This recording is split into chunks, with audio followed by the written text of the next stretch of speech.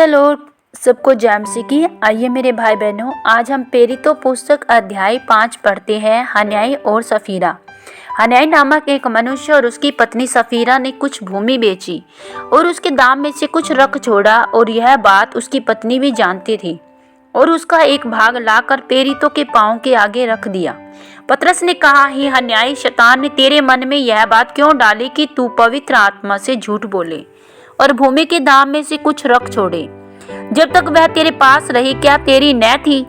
और जब बिक गई तो क्या तेरे वश में न थी? तूने यह बात अपने मन में क्यों विचारी? तू मनुष्य से नहीं परंतु परमेश्वर से झूठ बोलता है। ये बातें सुनते ही हन्याई गिर पड़ा और प्राण छोड़ दिए, और सब सुनने वालों पर बड़ा भय छा गया। फिर जवानों ने उठकर उसकी अर्थी बनाई और बाहर ले जाकर गाड़ दिया। लगभग 3 घंटे के बाद की पत्नी जो कुछ हुआ था न जानकर भीतर आई।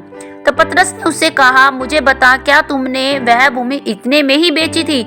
उसने कहा, इतने ही में। पतरस ने उससे कहा, यह क्या बात है कि तुम दोनों ने प्रभु के आत्मा की परीक्षा के लिए एका किया? देख, तेरे पति के गाड़ने वाले द्वार ही पर खड़े हैं और तुझे भी बाहर ले जाएंगे। तब वह तुरंत उसके पांव पर गिर पड़ी और प्राण छोड़ दिए, और जवानों ने भीतर आकर उसे मरा हुआ पाया और बाहर ले जाकर उसके पति के पास गाड़ दिया। सारी कलीसियाओं पर और इन बातों के सब सुनने वालों पर बड़ा भय छा गया। चिन्ह और अद्भुत काम। प्रेरितों के हाथों से बहुत चिन्ह और अद्भुत काम लोगों के बीच में दिखाए जाते थे, और वे सब एकचित्त होकर सुलेमान के ओसरे में इकट्ठे हुआ करते थे।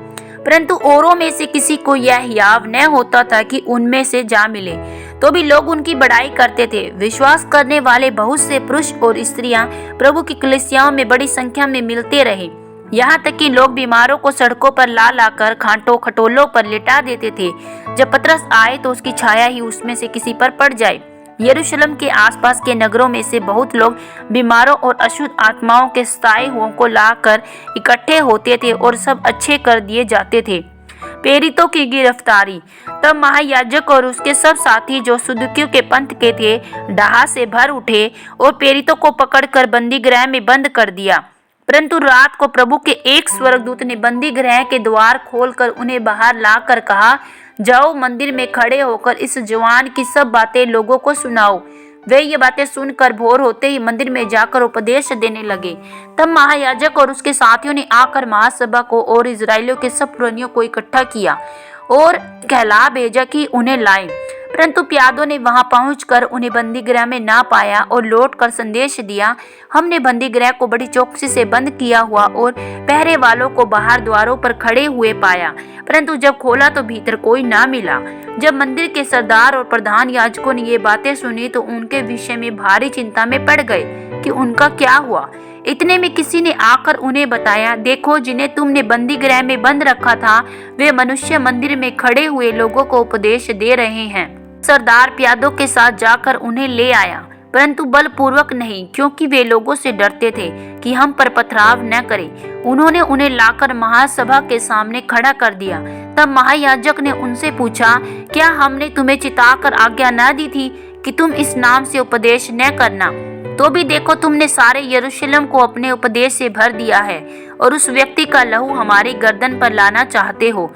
तब पतरस और अन्य प्रेरितों ने उत्तर दिया, मनुष्य की आज्ञा से बढ़कर परमेश्वर की आज्ञा का पालन करना ही हमारा कर्तव्य है। हमारे बाप दादों के परमेश्वर ने यीशु को जिलाया, जिसे तुमने क्रूस पर लटका कर मार डाला था। इसी को परमेश्वर ने प्रभु उद्धारकर्ता ठहरा कर अपने दाहिने हाथ पर उच्च कर दिया कि वह इजराइलियों को मन फिराव की शक्ति और पापों की क्षमा प्रदान करे।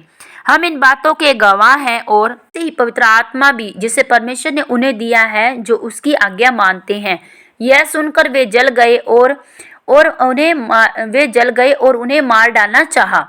परंतु गमलीएल नामक एक फरीसी ने, जो व्यवस्थापक और सब लोगों में माननीय था, न्यायालय में खड़े होकर प्रेरितों को थोड़ी देर के लिए बाहर कर देने की आज्ञा दी।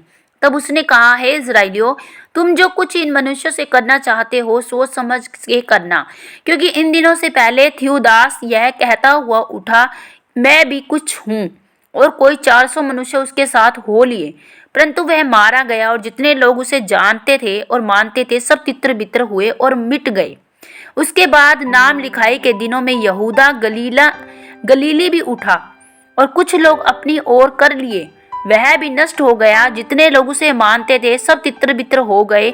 इसलिए अब मैं तुमसे कहता हूँ, इन मनुष्य से दूर ही रहो और इनसे कुछ काम ना रखो, क्योंकि यदि यह धर्म या काम मनुष्य की ओर से हो तो तब तो मिट जाएगा, परंतु यदि परमेश्वर की ओर से है तो तुम उन्हें कदापि मिटा ना सकोगे। कहीं ऐसा न हो कि तुम परमेश्वर से भी लड़ने वाले ठहरो।